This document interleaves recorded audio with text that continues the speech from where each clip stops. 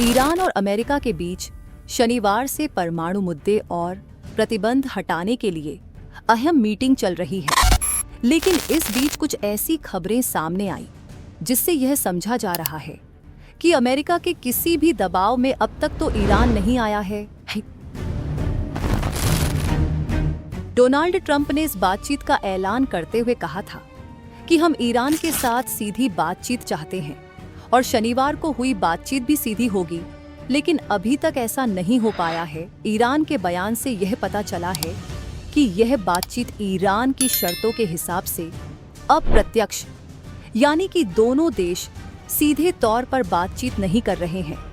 Iran के विदेश मंत्रालय ने कहा है कि अमेरिका के साथ हो रही वार्ता ओमानी मध्यस्थता के साथ अप्रत्यक्ष रहेगी और सिर्फ परमाणु मुद्दे और प्रतिबंधों को हटाने पर ध्यान केंद्रित करेगी, जिससे साफ हो गया है कि ईरान ने अमेरिकी राष्ट्रपति ट्रंप की बात नहीं मानी है और बातचीत अपने हिसाब से ही शुरू की है।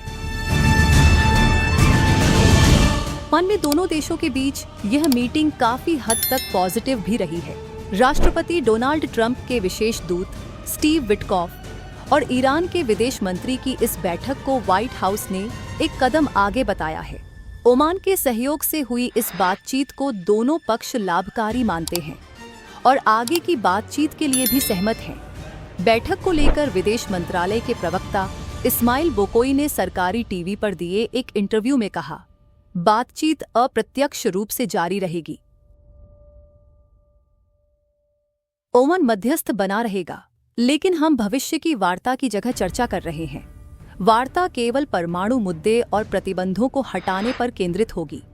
बताते चले, अमेरिकी राष्ट्रपति डोनाल्ड ट्रंप ने वार्ता शुरू करने से पहले ईरान को धमकी दी थी कि अमेरिका ईरान के साथ डील चाहता है। ट्रंप का कहना है कि हम चाहते हैं कि ईरान का परमाणु ताकत ना हो। अगर हम इस डील पर नहीं पहुंचते हैं तो ईरान के लिए परिणाम बुरे होंगे। साथ ही उन्होंने ईरान पर हमले करने की भी धमकी दी थी, जिनका नेतृत्व इजराइल करेगा। अमेरिका और ईरान के बीच हुई हाई लेवल बातचीत को व्हाइट हाउस ने न्यूक्लियर डील के समाधान की दिशा में एक कदम आगे बताया है।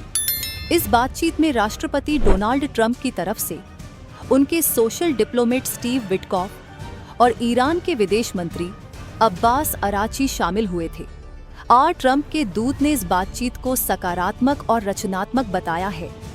न्यूक्लियर डील पर बातचीत के लिए स्पेस मुहैया कराने के लिए अमेरिका ने ओमान को धन्यवाद किया है।